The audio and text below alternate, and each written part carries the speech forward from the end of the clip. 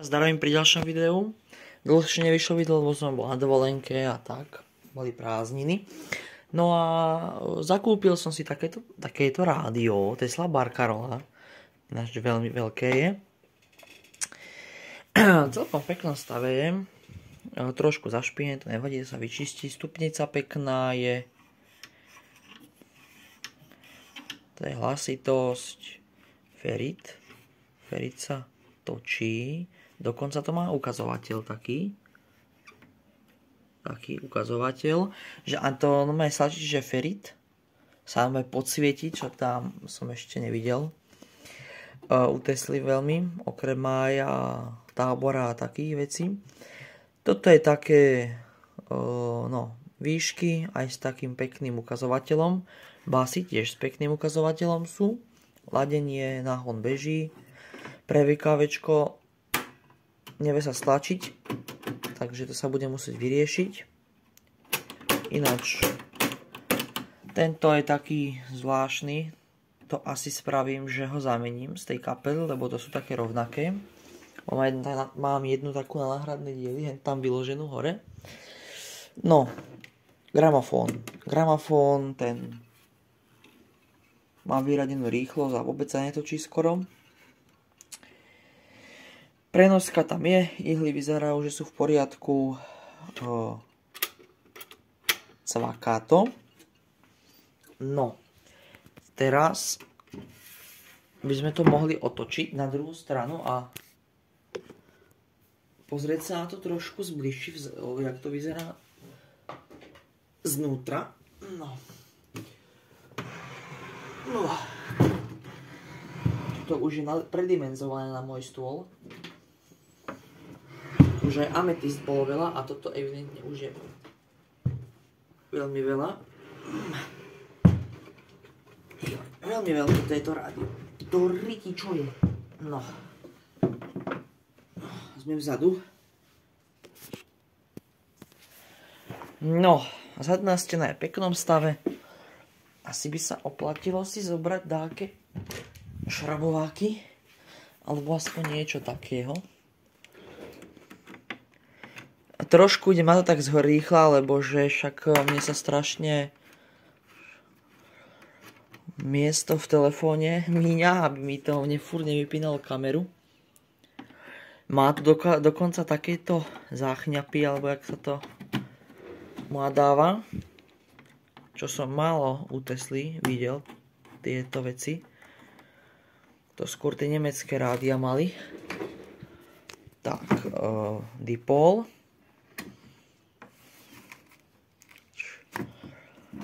Doteraz som neprišiel na to, že jak je možné, že ten dipol má 240 ohmov, keď není priamo spojený. Tomu nechápem, ale to je asi jedno. No. Zozadu. Vnútri to vyzerá celkom pekne. Šasí je v peknom stave, nie je nejaké zničené. Však, čo tu ešte tak vidím. Je to zaprášené, to je dobré, trávko vyzerá tak pekne živo. Oba transformátory tu sú. Tu sú potom nejaké anténne vstupy, vstup externý, ten asi na magnetofón predpokladám a toto je nejaký výstup na reproduktor. 4-ohmový alebo niečo.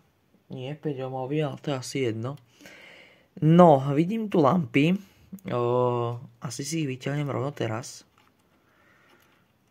Tak ako koncovú elektrónku to má EL84. Toto neviem čo je. Toto je, že EABC80. EABC80 v rádiu? To je taká televízna lampa, neviem čo tam presne robí.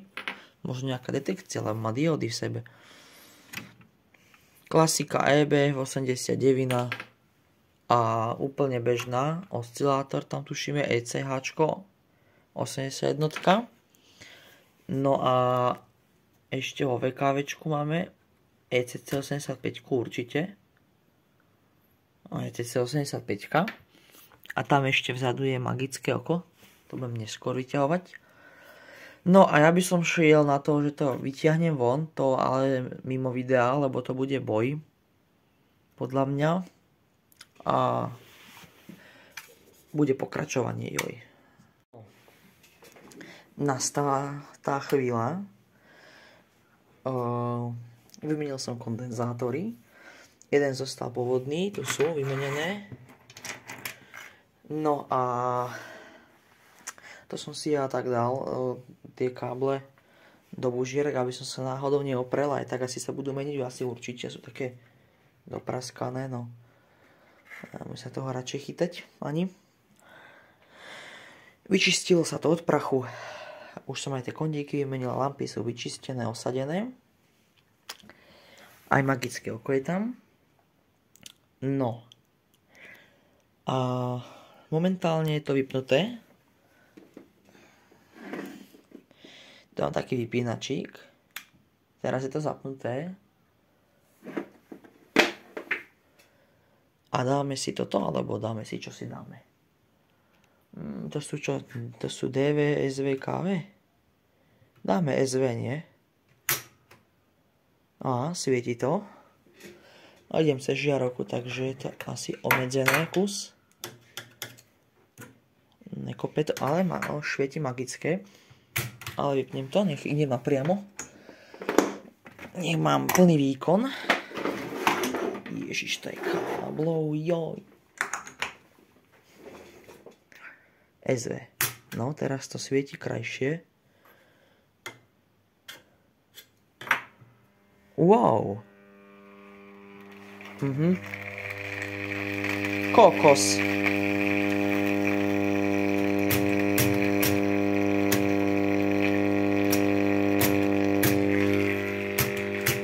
No. Však toto je...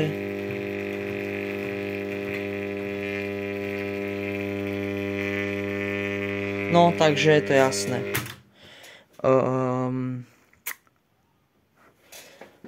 Asi to je jasné.